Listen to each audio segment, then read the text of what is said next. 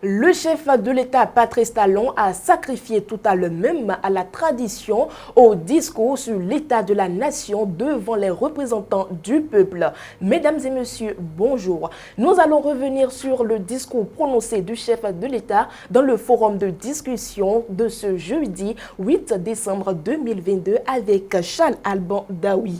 Charles Alban Daoui, bonjour. Bonjour Latifat Koueda. Vous avez suivi avec nous le discours prononcé par le chef de l'État, Patrice Talon. Dites-nous quels sont les grands axes à retenir. Oui, effectivement, vous avez raison de le dire. Nous avons tous suivi ce discours, un discours long de 47 minutes, une première, on peut le dire, parce que le chef de l'État, par le passé, nous a donc habitués à des discours plus ou moins courts. Dans ce discours-là, ce qu'on peut retenir, il y a, ne serait-ce que près de 5 axes à trouver, 5 articulations aussi, ce que l'on peut relever. D'abord, le chef de l'État a commencé à faire le bilan de ce qu'il a annoncé comme défi pour l'année 2022 pendant qu'il tenait son discours à la fin de l'année 2021, à savoir les défis sur le plan de la santé, mais également sur le plan de la sécurité.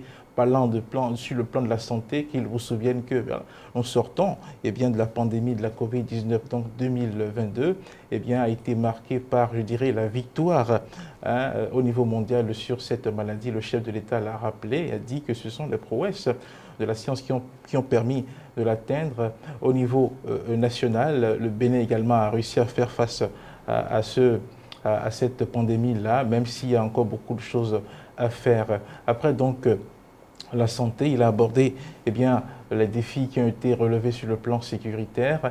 Malgré les attaques que nous avons subies, il a salué la mémoire des soldats qui sont tombés sur ces fronts-là et a rappelé tout ce qui est fait pour fortifier le pays. Oui, c'est le mot, fortifier le pays en termes de recrutement, en termes de déploiement de moyens modernes, en termes de construction de nouvelles positions, de casernes, pour que le Bénin puisse se mettre en ordre de bataille contre le djihadisme. En dehors de cela, l'autre axe que l'on peut retenir, c'est que le chef de l'État a fait également le bilan de ce qui a été fait dans divers secteurs d'activité en 2022, à savoir ce qui a été fait dans l'éducation, dans la santé, sur le plan économique, sur le plan des télécommunications, sur le plan de l'énergie, sur le plan de la décentralisation.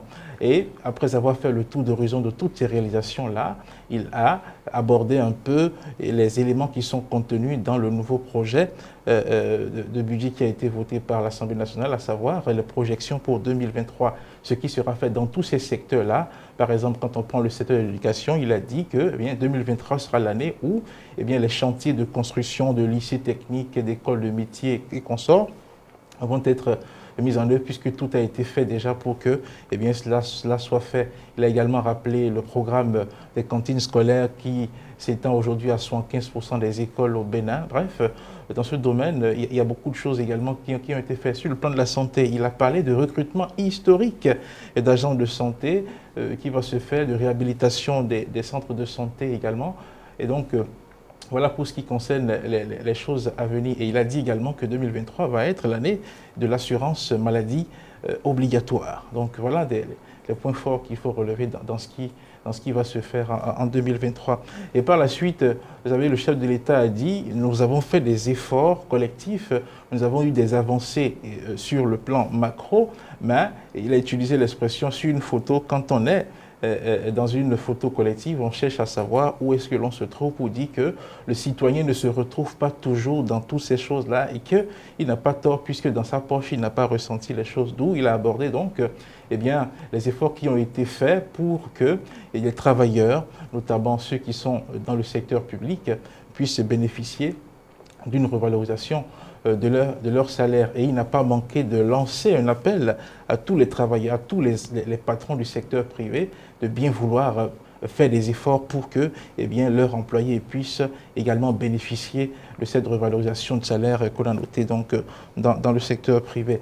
Et l'autre articulation de son discours, c'est la reconnaissance du chef de l'État aux deux partis politiques qui le soutiennent, à savoir le Bloc républicain et l'Union progressiste. Et aujourd'hui, Union progressiste, le renouveau, il a salué leur contribution à tous ces choix de développement qui ont été faits et qui sont en train de prospérer dans notre pays.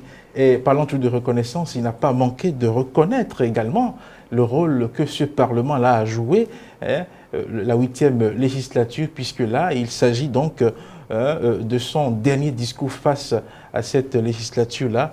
Dans la reconnaissance, il n'a pas manqué donc de le faire. Et donc, voilà, il a fini. Alors, Charles Alban Daoui, le discours du chef de l'État ne donne pas lieu à des débats. Mais une chose est certaine, Patrice Talon n'a pas prêché dans le désert. Oui, il n'a pas prêché dans le désert. Et la dernière articulation de son discours, c'était de parler des législatives prochaines. Et il s'est réjoui du fait que, voilà, toutes les sensibilités vont être représentées donc, pour cette élection. Oui, il n'a pas prêché dans le désert, il a prêché eh bien, voilà, dans un Parlement qui n'a pas manqué d'applaudir plusieurs fois son discours. La première acclamation est venue quand il a évoqué la question de la revalorisation des salaires, où il a donné l'exemple d'un fonctionnaire dont le salaire passe de 62 000 à près de 100 000 francs CFA. Il y a eu applaudissements. Et ensuite, quand il a parlé de l'inflation, des efforts du Bénin, quand il dit que le Bénin mérite d'être félicité, il y a eu également applaudissements. Ensuite, lorsque il dit qu'il n'en croit pas ses yeux en ce qui concerne la revalorisation des salaires, lorsqu'il dit qu'il n'en croit pas ses oreilles également, il y a eu des applaudissements. Et donc, par la suite, quand il a parlé des AME également, il y a eu des applaudissements. Voilà, donc ça a été un moment quand même où les députés n'ont pas manqué d'exprimer, je vais dire, leurs sentiments. Il n'y a pas eu de débat, c'est vrai, mais quand on applaudit ainsi, vous voyez, et quand il a exprimé sa reconnaissance eh bien, au Parlement, quand il a dit qu'on ne connaîtra plus une législature comme la leur, qu'ils sont à féliciter, hein, ils ont applaudi près de 5 fois. Et par la suite, quand on est allé à la fin du discours du chef de l'État, ça a été vraiment les applaudissements les plus longs qui ont ponctué donc le discours du chef de l'État. Donc c'est vrai, il n'y a pas de débat, mais à voir tous ces applaudissements-là, on peut comprendre que voilà, on a affaire à des gens quand même qui se retrouvent dans ce que le chef de l'État a dit et qui acquiescent quelque peu tout ce qu'il a eu à dire.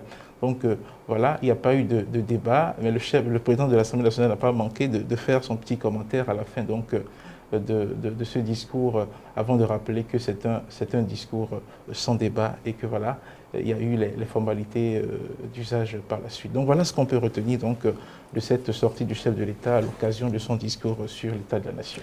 Eh bien, merci à vous, Charles Alban Daoui, pour le rappel des grands axes du discours du chef de l'État, Patrice Talon. C'est moi qui vous remercie. Mesdames et messieurs, ainsi prend fin votre forum de discussion. À très vite.